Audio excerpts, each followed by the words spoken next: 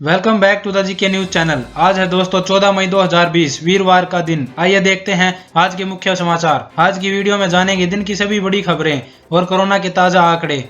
भारत सरकार ने 6 लाख करोड़ के राहत पैकेज का पिटारा खोल दिया है। जानेंगे उसमें आपके लिए क्या है। भारत की अर्थव्यवस्था को पटरी पर लाने के लिए क्या है भारत सरकार का 5 साल का मेगा प्लान।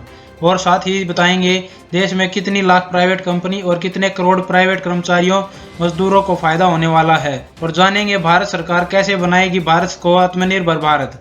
और साथ ही बताएंगे दोस्तों लॉकडाउन के दौरान कितने प्रतिशत श्रमिकों का गया रोजगार और कितने लोग मजबूर हुए खाली पेट सोने को। और साथ ही पूरे भारत में आज का मौसम कैसा रहेगा, बताएंगे कहां पर आंधी और तेज बारिश की संभावना है। तो चलते हैं पहली अपडेट की तरफ। दोस्तों चैनल को सब्सक्राइब करना ना भूलें दिन भर की सभी बड़ी खबरें देखने के लिए।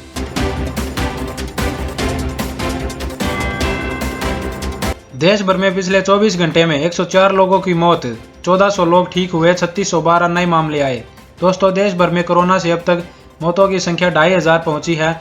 ठीक होने वालों की संख्या 25,400, संक्रमण के मामले 76,000 और अब तक कुल 18,54,000 टेस्ट हो चुके हैं। बात करते हैं विश्व की। विश्व में कोरोना से मौतों की संख्या 2,94,000, ठीक होने वालों की संख्या 16,21,000 और संक्रमण के मामले 43,73,000 पहुंचे हैं। और साथ ही आप देख सकते हैं विश्व के सभी टॉप देशों को जो कोरोना से संक्रमित है। चलिए बढ़ते हैं अगली अपडेट की तरफ। दोस्तों राहत पैकेज को डिस्कस करने से पहले मैं आपको बताना चाहूंगा एमएसएमई को 3 लाख करोड़ का लोन बिना गारंटी के देना और आत्मनिर्भर भारत, ये दोनों एक ही सिक्के के दो पहलू हैं। कुल मिलाकर सरकार का प्लान मैं आपको बताने वाला हूँ। दोस्तों एक तरफ से एमएसएमई के जरिए स्टार्टअप पर फोकस किया जाए, मैन्युफैक्चरिंग पर जोर दिया जाए और दूसरी तरफ आत्मनिर्भर भारत योजना के जरिए लोकल को वोकल करना है। भारत के सभी लोग भारत का सामान खरीदें जिससे भारत का पैसा भारत में ही रहे। जितना हो सके व्यापारी सामान को इम्पोर्ट न करें। दोस्तों एक तरह से भारत सरकार ने कोरोना को एक अवसर के रूप में देखा है जिससे आने वाले 5 सालों में भारत की अर्थव्यवस्था बहुत तेजी से आगे बढ़ने के पूरे आसार दिख रहे हैं। ये वही प्लान है जिसकी मांग दोस्तों देश जब आजाद भी नहीं हुआ था तब से उठती आ रही है। स्वदेशी अपनाओ विदेशी भगाओ। दोस्तों भारत अब चीन की राह पर चल पड़ा है। मेक इन इंडिया के जरिए भारत 2024 तक अपनी अर्थव्यवस्था को $5 ट्रिलियन करने के सपने को पूरा करने की ओर बढ़ रहा है। तो चलिए दोस्तों देखते हैं राहत पैकेज से संबंधित सभी महत्वपूर्ण बातें। दोस्तों आज जिस राहत पैकेज की घोषणा की गई है वो लगभग 6 लाख करोड़ रुपए का है। इन सेक्टर्स में सरकार ने 15 कदम उठाए हैं।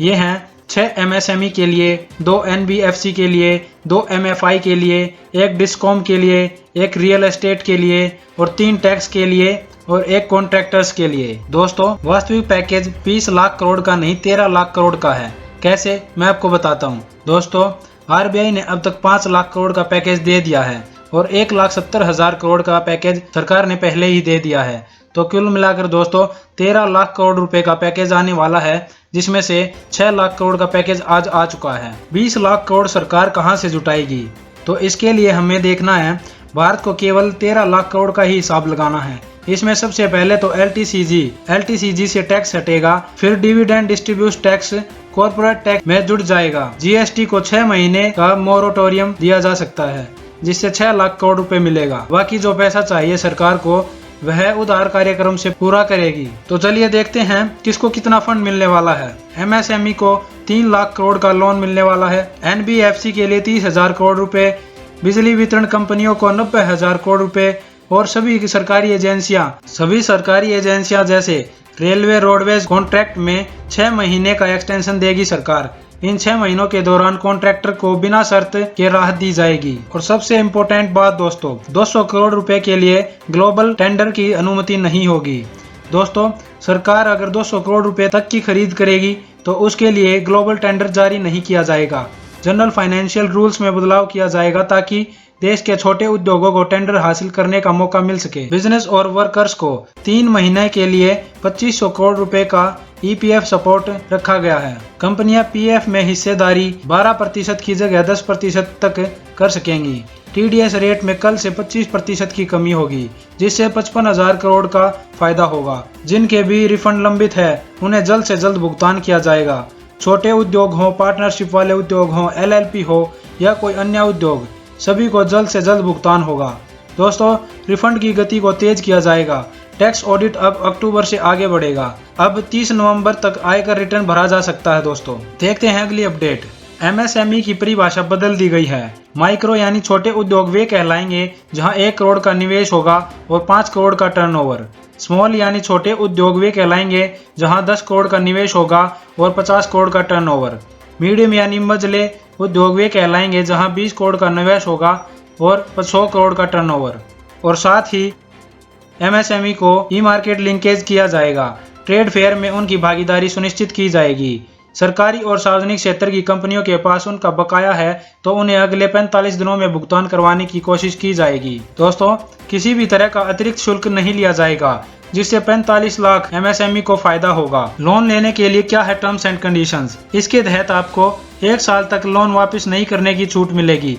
यह लोन 4 साल तक दिया जाएगा और 100% गारंटी फ्री है। अगर आप लोन अप्लाई करना चाहते हैं तो आपके पास 31 अक्टूबर 2020 तक का समय है। लोन उनको मिलेगा जिनका बकाया लोन 25 करोड़ से कम है और टर्नओवर 100 करोड़ से ज्यादा ना हो। दोस्तों इन घोषणाओं से किन्हें फायदा होगा? 45 लाख ऐसे उद्योगों को जिनका टर्नओवर 100 करोड़ रुपए से कम है, 2 लाख ऐसे छोटे उद्योगों को जो संकट में चल रहे हैं, 2 करोड़ उन लोगों को जो रोजगार देने वाले रियल एस्टेट सेक्टर हैं, 10 लाख संस्थाओं को जिनके 5 करोड़ कर्मचारियों का PF हर महीने जमा होता है। दोस्तों इसमें 20,000 करोड़ रुपए स्ट्रेस्ड MSME को दिया गया है।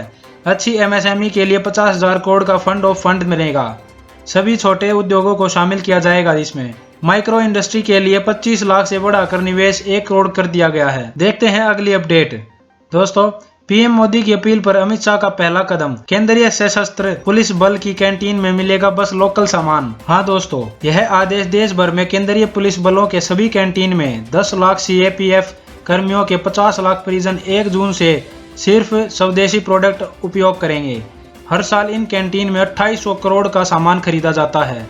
अमित शाह जी ने कहा है कि अगर भारतीय स्वदेशी उत्पादों का संकल्प लें तो देश 5 साल में आत्मनिर्भर बन जाएगा।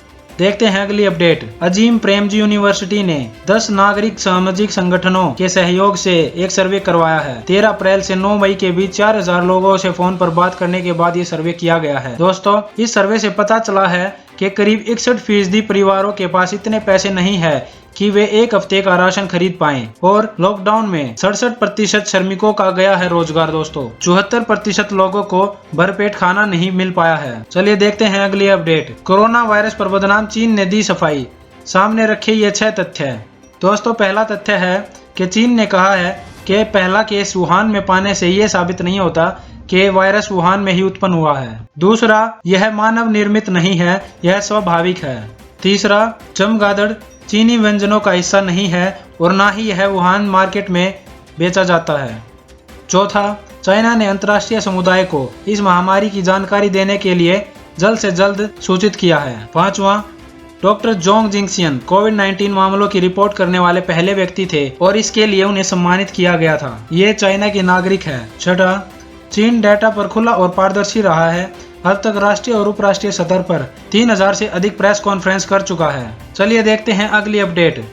अपने परिवार को हाथ घड़ी में बैठाया और 80 किलोमीटर तक घसीटता रहा ये प्रवासी मजदूर। दोस्तों बालघाट का ये मजदूर जो कि हैदराबाद में नौकरी करता था, 800 किलोमीटर दूर से एक हाथ से बनी लकड़ी की गाड़ी में बैठाकर अपनी 8 माह की गर्भवती पत्नी के साथ अपनी 2 साल की बेटी को लेकर गाड़ी खींचता हुआ बालघाट पहुंच गया है।